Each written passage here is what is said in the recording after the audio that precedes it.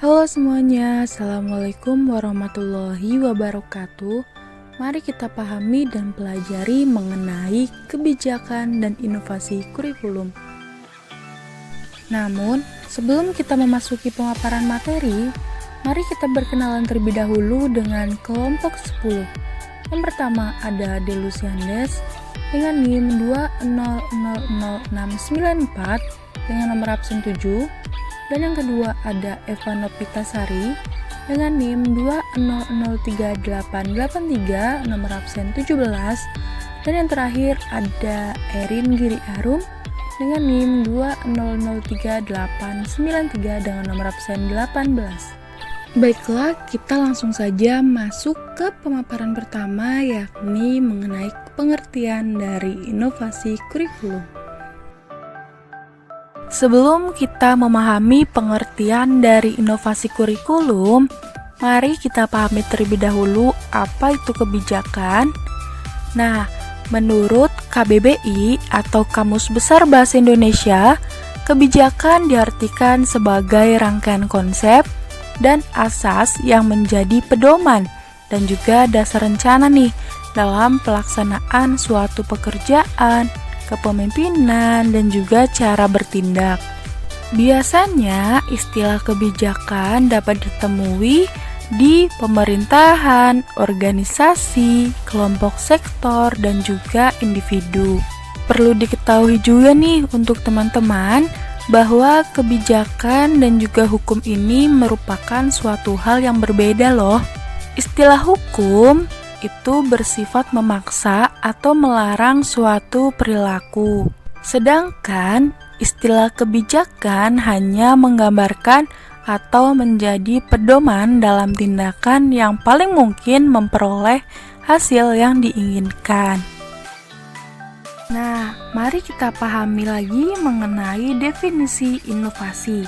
Inovasi dapat diartikan sebagai sesuatu yang baru dalam situasi sosial tertentu yang digunakan untuk menjawab atau memecahkan suatu masalah. Inovasi dapat kita lihat dari dua sudut pandang. Yang pertama, kita lihat dari bentuknya, dan yang kedua dari kepentingannya. Jika kita lihat dari bentuknya, inovasi ini diartikan sebagai sebuah ide, gagasan, objek, ataupun tindakan. Namun, jika kita lihat dari kepentingannya, inovasi ini merupakan sesuatu yang baru yang belum pernah diciptakan ataupun sesuatu yang sudah pernah diciptakan dalam konteks sosial lainnya yang mana disebut sebagai penemuan. Nah, di sini ada pengertian inovasi menurut Batman dan Snell pada tahun 2009.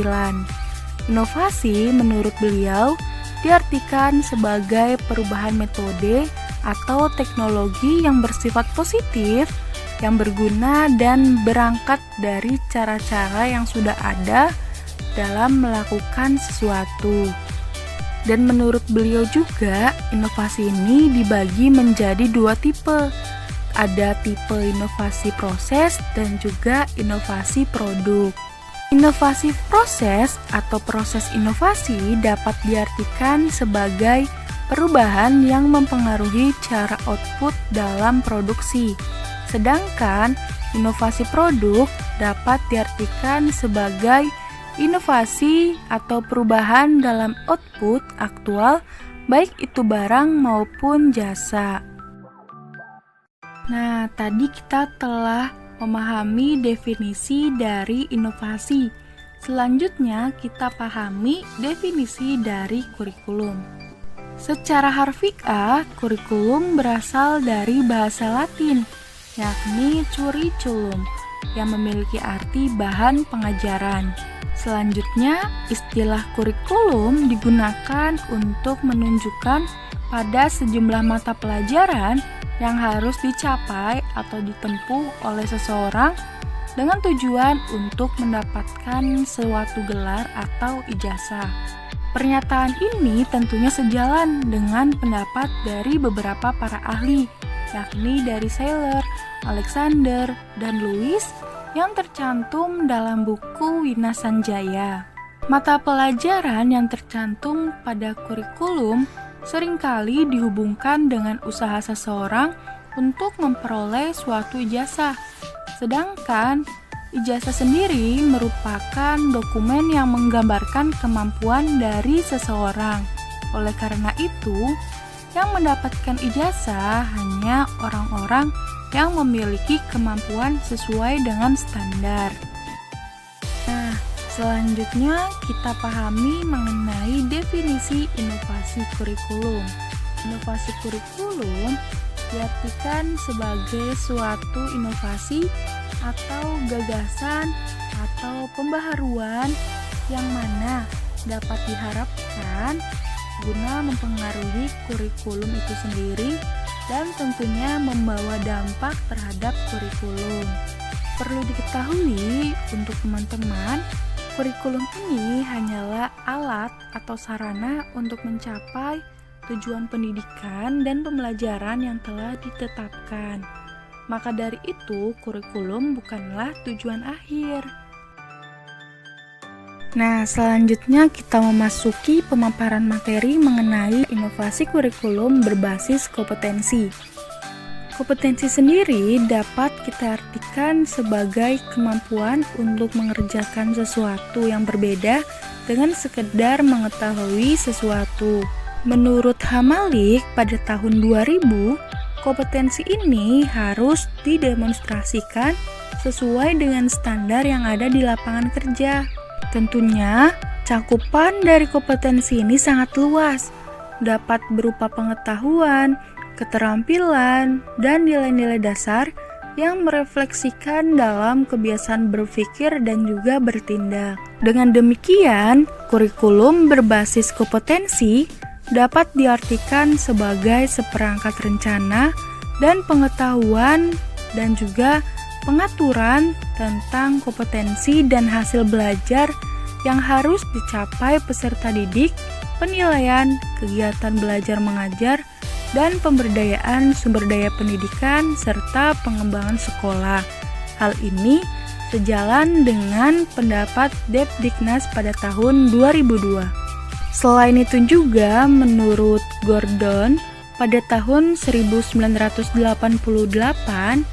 terdapat beberapa aspek nih yang harus dimasukkan dalam kompetensi. Yang pertama ada pengetahuan, yakni pengetahuan untuk melakukan proses berpikir. Yang kedua ada pemahaman, yakni kedalaman kognitif dan emosional individu. Yang ketiga ada kemampuan yang dibutuhkan seseorang. Yang keempat ada nilai. Yang kelima ada sikap. Dan yang terakhir ada minat.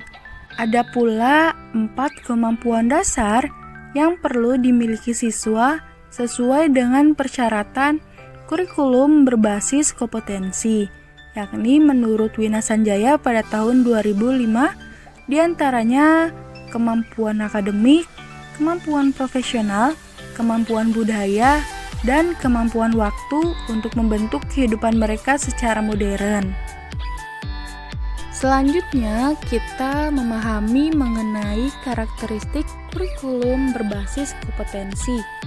Yang pertama, kurikulum berbasis kompetensi ini memuat sejumlah kompetensi dasar sebagai kemampuan standar minimal yang harus dikuasai dan juga dicapai oleh peserta didik. Yang kedua, implementasi dari pembelajaran dalam kurikulum berbasis kompetensi ini menekan pada proses pengalaman dengan memperhatikan keragaman setiap individunya. Dan yang ketiga, dalam evaluasi kurikulum berbasis kompetensi ini menekan pada evaluasi dan proses belajar. Setelah kita memahami karakteristik kurikulum berbasis kompetensi, tentunya dapat dipastikan bahwa dalam kurikulum ini mempersiapkan siswa untuk menghadapi perannya di masa depan melalui pengembangan dari berbagai kecakapan hidup. Yang selanjutnya adalah pengembangan KBK atau kurikulum berbasis kompetensi. Nah, pengembangan kurikulum merupakan suatu proses kompleks dan melibatkan berbagai faktor terkait. Oleh karena itu, dalam proses pengembangan kurikulum berbasis kompetensi, tidak hanya menuntut keterampilan teknis dari pihak pengembang terhadap pengembangan berbagai komponen kurikulum, tetapi harus pula dipahami berbagai faktor yang mempengaruhinya. Nah, pengembangan KBK memfokuskan kepada kompetensi tertentu berupa panduan yaitu pengetahuan, keterampilan, dan sikap yang dapat didemonstrasikan peserta didik sebagai wujud pemahaman terhadap apa yang dipelajari. Karena itu, peserta didik perlu mengetahui kriteria penguasaan kompetensi sehingga peserta didik dapat mempersiapkan diri melalui penguasaan sejumlah kompetensi tertentu sebagai persyaratan untuk melanjutkan ke penguasaan sejumlah kompetensi berikutnya.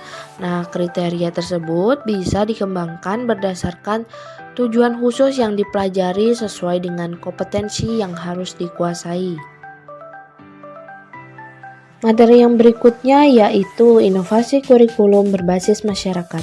Kurikulum berbasis masyarakat yang bahan dan objek kajiannya berupa kebijakan dan ketetapan yang dilakukan di daerah disesuaikan dengan kondisi lingkungan alam, sosial, ekonomi, budaya, dan disesuaikan juga dengan kebutuhan pembangunan daerah yang perlu dipelajari oleh siswa di daerah tersebut. Bagi siswa berguna untuk memberikan kemungkinan dan kebiasaan untuk akrab dengan lingkungan di mana mereka tinggal. Kemungkinan lain yaitu untuk mencegah dari keterasingan lingkungan, terbiasa dengan budaya dan adat istiadat setempat, dan berusaha mencintai lingkungan hidup. Sehingga sebutan kurikulum ini disebut kurikulum berbasis wilayah. Adapun tujuan dari kurikulum berbasis masyarakat ini yaitu yang pertama adalah untuk memperkenalkan siswa terhadap lingkungannya, ikut melestarikan budaya termasuk kerajinan, keterampilan yang nilai ekonominya tinggi di daerah tersebut.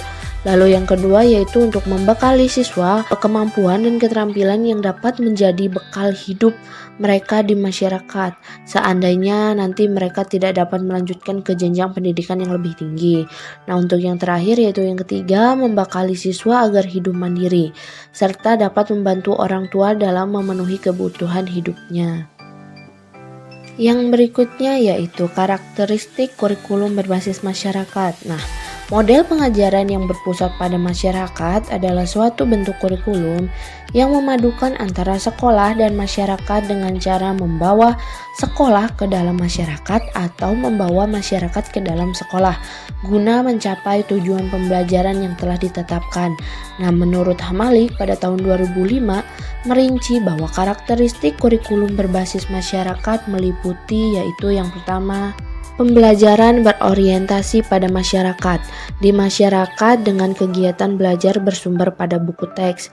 Lalu yang kedua, disiplin kelas berdasarkan tanggung jawab bersama, bukan berdasarkan paksaan atau kebebasan. Lalu yang ketiga, metode mengajar terutama dititik beratkan pada pemecahan masalah untuk memenuhi kebutuhan perorangan dan kebutuhan sosial atau kelompok. Lalu yang keempat, bentuk hubungan atau kerjasama sekolah dan masyarakat adalah mempelajari sumber-sumber masyarakat, menggunakan sumber-sumber tersebut, dan memperbaiki masyarakat tertentu. Lalu untuk yang kelima, yaitu strategi pembelajaran meliputi karya wisata, manusia atau disebut narasumber, survei masyarakat, berkemah, kerja lapangan, pengabdian masyarakat, kuliah atau kerja nyata, proyek perbaikan masyarakat, dan sekolah berpusat pada masyarakat. Untuk materi yang berikutnya yaitu pengembangan kurikulum berbasis masyarakat. Nah, karena pengaruh perkembangan teknologi terjadi perubahan yang cukup drastis dalam segala bidang termasuk juga pekerjaan, masyarakat perkotaan berubah lebih cepat dibandingkan masyarakat pedesaan. Pola kehidupan agraris berubah menjadi pola kehidupan industri, di mana kehidupan masyarakatnya menuntut memiliki spesialisasi dan profesionalisme dalam melakukan pekerjaan, sehingga sifat-sifat kebersamaan hidup lebih santai digantikan oleh sikap individualis dan kerja keras. Untuk komponen-komponen kurikulum berbasis masyarakat yaitu meliputi Yang pertama ada tujuan dan filsafat pendidikan dan psikologi belajar. Yang kedua, analisis kebutuhan masyarakat sekitar termasuk kebutuhan siswa. Yang ketiga, tujuan kurikulum. Yang keempat, pengorganisasian dan implementasi kurikulum. Yang kelima, tujuan pembelajaran. Yang keenam, strategi mencakup model-model pembelajaran. Yang ketujuh, teknik evaluasi, yaitu proses dan produk. Lalu yang kedelapan, implementasi strategi pembelajaran. Yang kesembilan, penilaian dalam pembelajaran. Dan lalu yang terakhir ada evaluasi program kurikulum. Inovasi kurikulum berbasis keterpaduan. Kurikulum terpadu menyediakan kesempatan dan kemungkinan belajar bagi siswa. Kesempatan belajar tersebut dirancang dan dilaksanakan secara menyeluruh dan mempertimbangkan hal-hal yang berpengaruh. Oleh karena itu, perlu dilakukan kontrol, bimbingan agar proses belajar terarah, keterpercayaan untuk tujuan-tujuan kemampuan yang diharapkan. Kurikulum dirancang berdasarkan sistem keterpaduan yang mempertimbangkan komponen-komponen masukan, proses, dan produk secara seimbang dan setara. Lalu selanjutnya ada komponen-komponen kurikulum berbasis keterpaduan. Kurikulum berbasis keterpaduan meliputi berbagai komponen yang saling berkaitan, yaitu subsistem masukan yakni siswa, subsistem proses yakni metode, materi dan masyarakat, subsistem produk yakni lulusan yang dikaitkan komponen evaluasi dan umpan balik. Masing-masing komponen saling berkaitan, memengaruhi satu sama lain dalam rangka untuk mencapai sebuah tujuan. Selanjutnya kita masuk ke dalam karakteristik kurikulum berbasis keterpaduan. Ciri-ciri bentuk organisasi kurikulum terpadu diantaranya adalah yang pertama, berdasarkan filsafat pendidikan demokrasi Pancasila. Yang kedua, berdasarkan psikologi belajar Gestalt dan field theory. Yang ketiga, menurut landasan sosiologis dan sosiokultur. Yang keempat, berdasarkan kebutuhan, minat, dan tingkat perkembangan pertumbuhan peserta didik. Dan yang terakhir, ditunjang oleh semua mata pelajaran atau bidang studi yang ada. Lalu sekarang kita masuk ke dalam prosedur pengembangan kurikulum berbasis keterpaduan.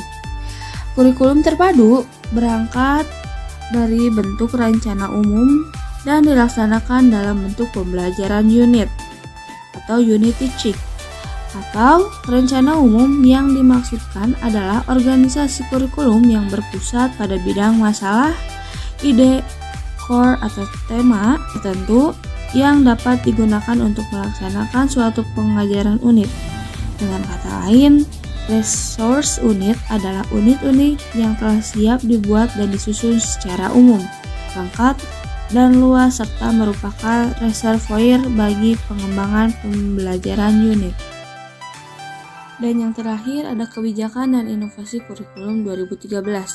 Titik berat pemberlakuan kurikulum 2013 adalah bertujuan untuk mendorong peserta didik atau siswa mampu lebih baik dalam melakukan observasi, bertanya, bernalar, dan mengkomunikasikan atau menginterpretasikan apa yang mereka peroleh atau ketahui setelah menerima materi pelajaran. Adapun objek yang menjadi pembelajaran dalam penataan dan penyempurnaan kurikulum 2013 menekankan pada fenomena alam, sosial, seni, dan budaya. Upaya penyederhanaan dan tematik integraf, kurikulum 2013 disiapkan untuk mencetak generasi yang siap di dalam menghadapi masa depan. Karena itu, kurikulum disusun untuk mengantisipasi perkembangan masa depan. Melalui pendekatan itu diharapkan siswa kita memiliki kompetensi sikap, keterampilan, dan pengetahuan jauh lebih baik. Mereka akan lebih kreatif, inovatif, dan lebih produktif. Sehingga nantinya mereka bisa sukses dalam menghadapi berbagai persoalan dan tantangan di zamannya, memasuki masa depan yang lebih baik. Alhamdulillah, kegiatan pematerian mengenai kebijakan dan inovasi kurikulum telah selesai. Semoga materi yang telah disampaikan dapat bermanfaat untuk rekan-rekan yang telah menyimak dan memahami materinya. Terima kasih banyak atas perhatiannya. Kurang lebihnya mohon maaf. Wassalamualaikum warahmatullahi wabarakatuh.